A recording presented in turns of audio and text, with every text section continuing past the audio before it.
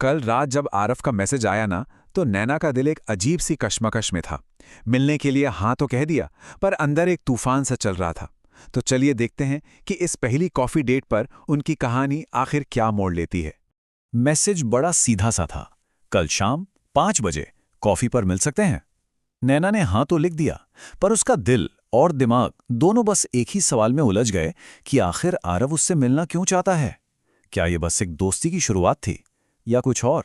शाम के 4:50 हो रहे थे।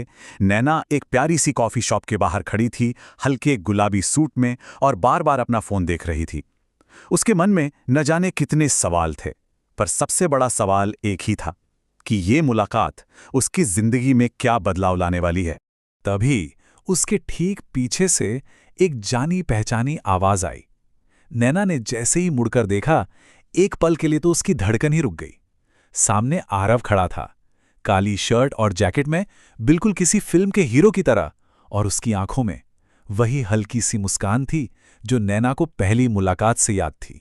दोनों कॉफी शॉप के अंदर जाकर एक शांत सी टेबल पर बैठ गए। माहौल में ना कॉफी की खुशबू थी और हल्का हल्का संगीत। इससे पहले कि नैना कुछ समझ पाती, आरव ने कुछ ऐसा कर दिया जिसने उसे सच में हैरान कर दिया। जैसे ही वेटर ऑर्डर लेने आया, आरव ने तुरंत कहा, 2 कैपुचिनो। नैना तो एकदम हैरान रह गई। उसके पूछने पर आरव ने मुस्कुराते हुए जवाब दिया। ये सुनकर नैना का चेहरा शर्म से लाल हो गया और उसके दिल में एक छोटा सा ख्याल आया। इसका मतलब ये मुझे पहले से देख रहा था। कुछ देर तक दोनों चुप रहे और फिर अचानक आरव का चेहरा एकदम गंभीर हो गया। उसने अपना कप नीचे रखा और सीधे नैना की आंखों में देखकर पूछा कि क्या वो अपने अतीत का एक बहुत बड़ा राज उसके साथ बांट सकता है। वो पल बहुत नाजुक था। आरव ने जब अपने दिल का दर्द बताया ना, तो उसके हर शब्द में एक वजन था। उसने बताया कि कैसे एक लड़की ने उसका दिल तोड़ा था और उसके जाने के बाद उसने किसी पर भी भरोसा करना ही छोड़ दिया। नैना को उसके शब्दों के पीछे का दर्द साफ साफ महसूस हो रहा था। नैना ने बहुत ही सादगी से जवाब दिया। उसके शब्द सीधे थे, पर उनमें एक ऐसी गहराई थी कि लगा जैसे उसकी बात सीधे आरव के दिल तक पहुंच गई हो।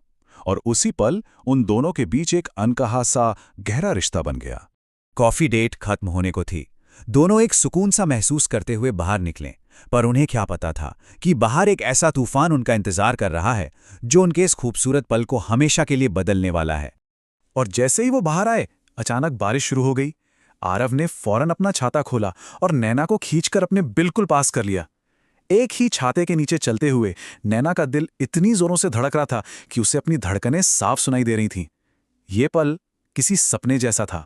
पर यह रोमांटिक पल ज्यादा देर तक नहीं टिक सका।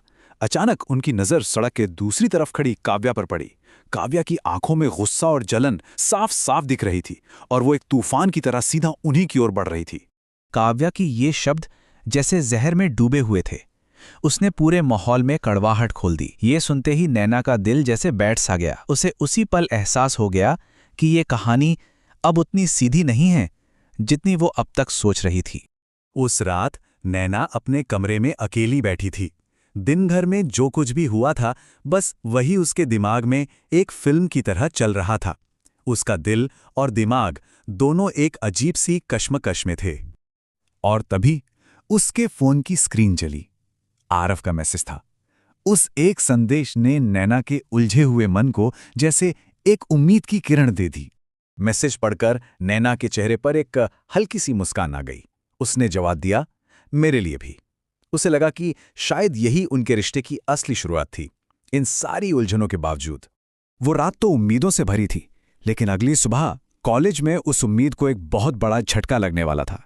जैसे ही नैना की नजर मेन नोटिस बोर्ड पर पड़ी, उसकी आंखें बस खुली की खुली रह गईं। नोटिस बोर्ड पर बड़े बड़े अक्षरों में लिखा था कि मल्होत्रा ग्रुप्स ने कॉलेज में एक नया स्कॉलरशिप प्रोग्राम शुरू किया है और उसके इंचार्ज का नाम था आरव मल्होत्रा। ये सच नैना के लिए किसी झटके से कम नहीं था। नैना बस वहीं खड़ी रह गई, हैरान। उसके दिमाग में बस एक ही सवाल घूम रहा था, मतलब अब वो रोज यहीं आएगा? ये मुलाकातें अब रुकने वाली नहीं हैं। कहानी ने एक ऐसा मोड़ ले लिया था जिसके बारे में नैना ने कभी सोचा भी नहीं था।